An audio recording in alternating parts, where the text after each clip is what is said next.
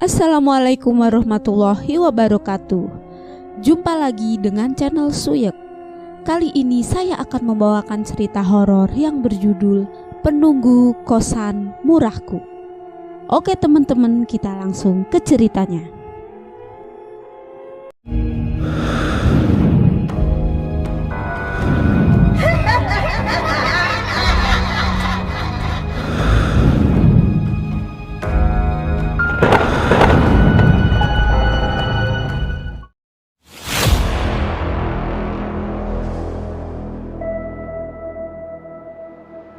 Kisah ini merupakan sebuah pengadaptasian sosial akan kengerian yang tersembunyi di balik sebuah kosan yang berada di daerah Bandung. Sebut saja namanya adalah Ahmad. Dia merupakan seorang mahasiswa dari sebuah universitas di kota Bandung, Jawa Barat. Ahmad sendiri merupakan seorang perantau yang berasal dari daerah Jawa Tengah. Karena dia merupakan seorang perantau, otomatis Ahmad selalu menghabiskan diri di dalam kosan karena memang masih terhambatnya masalah relasi. Ahmad dikenal sebagai orang yang tertutup. Ia juga menyadari kalau dirinya memiliki kepribadian yang introvert dan jarang bergaul kepada orang-orang yang ada di sekitarnya. Namun walaupun begitu, Ahmad termasuk orang yang aktif dan suka menerima teman-temannya untuk bermalam di kosan miliknya. Kosan yang dihuni Ahmad tergolong kosan yang sangat murah di kota Bandung.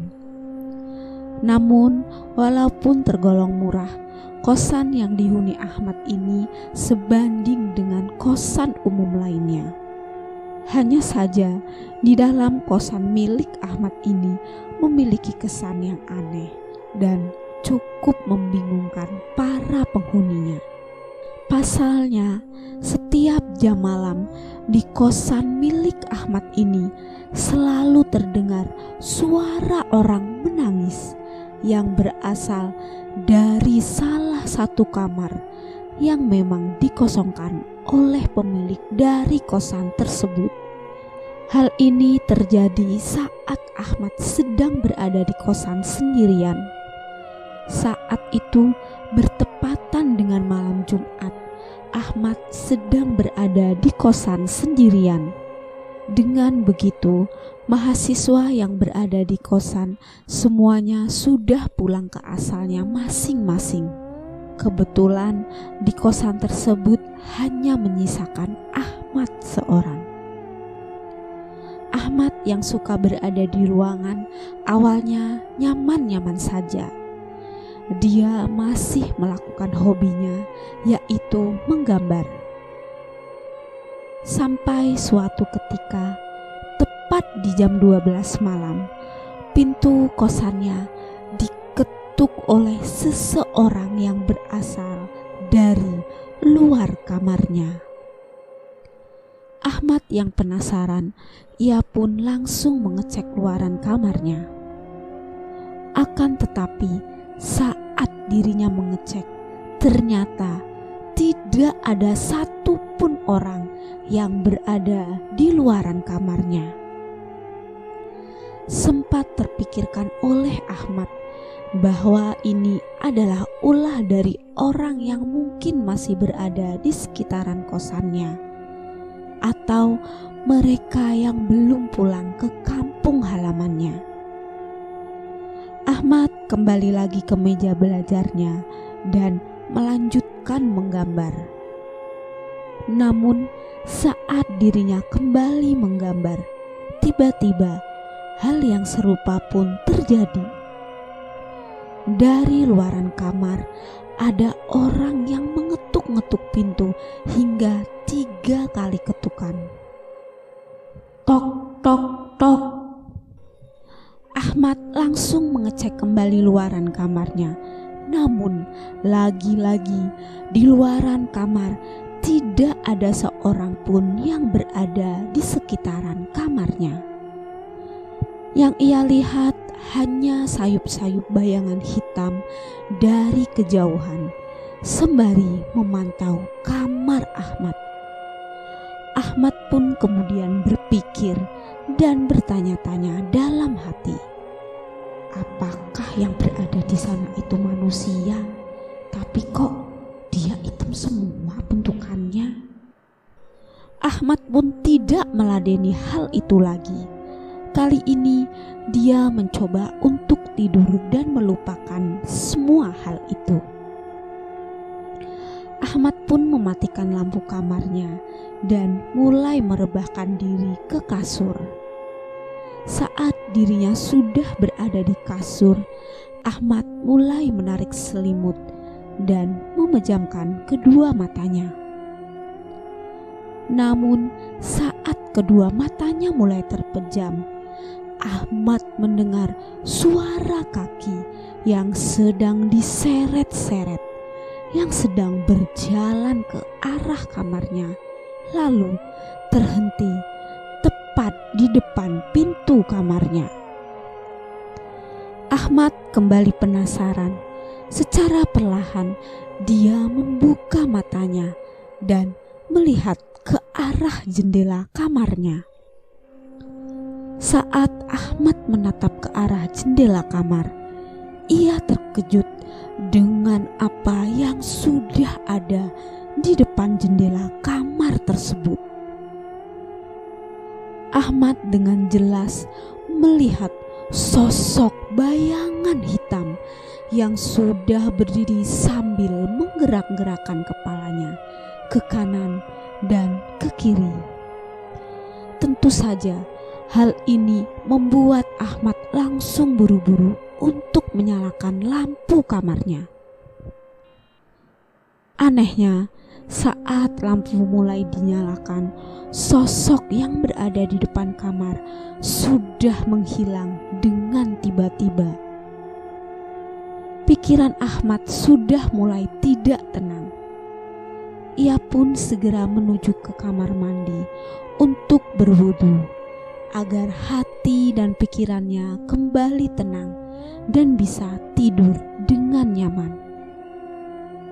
Selesai berwudu, Ahmad langsung menuju ke kasur dan tidak mematikan lampu kamarnya.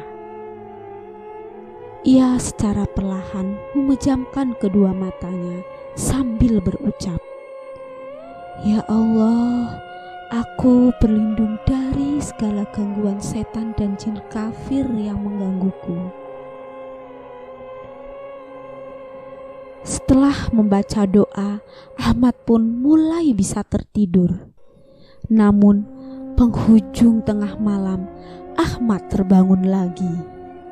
Kali ini ia terbangun gara-gara mendengar suara tangisan yang begitu jelas. Ahmad pun langsung bangkit dan terbangun dari tempat tidurnya. Rencananya ia ingin mengecek siapa yang berada di luaran kamarnya. Namun saat Ahmad kembali mengecek di luaran kamar, hal yang serupa pun terjadi. Ahmad tidak menemukan apapun yang berada di luaran kamarnya. Hatinya mulai tidak tenang lagi. Langkahnya sudah mulai bergetar. Pikirannya terbagi menjadi dua, yaitu kembali untuk tidur atau mengecek seluruh kamar ataupun ruangan yang berada di sekitarannya. Ahmad pun akhirnya memutuskan untuk mengecek seluruh ruangan yang berada di kosan tersebut. Tujuannya adalah untuk mencari tahu siapa orang yang menangis di penghujung malam seperti ini. Awalnya nyali Ahmad sempat menciut. Ia sebenarnya agak lumayan takut juga jika dikaitkan atau bahkan melihat bentukan sosok atau yang berarti bukan bagian dari manusia. Saat Ahmad mulai mencari-cari sumber dari suara tangisan tersebut, Ia sempat terkejut dengan pemandangan yang sangat mengerikan. Dengan jelasnya, Ahmad melihat seorang wanita dengan rambut yang berantakan dan sekujur tubuhnya penuh luka, sedang duduk di dekat pohon kosannya. Ahmad menyadari bahwa itu bukanlah manusia asli. Ia pun segera mendekati sosok tersebut seraya berkata, "Mbak." Dengan seketika tangisan suara itu terhenti. Terhentinya suara tangisan itu bukan berarti selesai sudah gangguan-gangguan yang dialami oleh Ahmad. "Mbak, tolong jangan ribut." Wanita itu pun mulai bangkit dari duduknya dan secara perlahan ia menengok ke arah Ahmad dengan tatapan wajah yang mengerikan, di mana bagian wajahnya penuh dengan luka sayatan benda tajam. Wanita itu berkata kepada Ahmad, "Tolong saya." Ahmad yang mendengar hal itu, ia pun mulai mundur sambil menatap ke arah sosok itu dengan tatapan yang penuh dengan ketakutan. Akhirnya, tanpa berlama-lama, Ahmad pun langsung berlari ke arah kamar miliknya. Bersamaan dengan itu, sosok yang berada di belakangnya mulai mengejar Ahmad dengan kaki yang diseret-seret ke lantai. Rasa takut Ahmad pun mulai menggelora saat ia melihat sosok wanita yang selama ini mengganggunya sedang mengejar langkahnya menuju kamar kosan miliknya. Setibanya di kamar, Ahmad langsung mengunci seluruh kamarnya. Lalu ia pun menutupi dirinya menggunakan selimut dan membaca doa dalam hati. Di luaran kamar, ia kembali mendengar suara ketukan pintu sembari ucapan yang mengerikan. "Mas, tolong saya." Ahmad pun menutup telinganya sambil membaca ayat kursi hingga membuat sosok itu menghilang secara perlahan. Barulah saat kondisi sudah mulai aman, Ahmad pun kembali melanjutkan tidurnya. Hingga keesokan harinya, Ahmad pun mencari tahu terkait sosok yang menerornya kepada pemilik kosan tersebut. Pemilik kosan yang mendengar penjelasan dari Ahmad pun mulai tidak percaya. Namun, melihat mimik wajah Ahmad yang penuh dengan keseriusan, akhirnya pemilik kosan itu pun membuka fakta sebenarnya. Pemilik kosan itu menyebutkan bahwa sebelum Ahmad menempati kamar kosannya, ia mendapati korban bunuh diri yang tepat melakukan itu di kamar milik Ahmad. Konon wanita itu frustasi akan masalah hidupnya. Karena itulah ia memutuskan untuk menghabiskan nyawanya dengan cara bunuh diri. Mendengar penjelasan dari pemilik kosan tersebut, Ahmad pun meminta kepada pemilik kosan tersebut agar dicarikan makamnya. Namun pemilik kosan tersebut menolaknya dengan alasan privasi. Alhasil, Ahmad pun hanya bisa mendoakan lewat kamarnya setelah selepas sholat Isya. Dan benar saja, di malam harinya Ahmad didatangi wanita yang sama. Wanita itu mengucapkan sesuatu kepada Ahmad. "Terima kasih." Ucapan itu diberikan kepada Ahmad karena Ahmad sudah membuat dirinya tenang dan kembali ke alamnya lagi. Selepas itu, gangguan-gangguan di kamar kosan Ahmad pun tidak ada lagi. Kini Ahmad dan yang lainnya bisa kembali dengan tenang karena sosok yang dibicarakan oleh pemilik kosan tersebut sudah tidak ada lagi.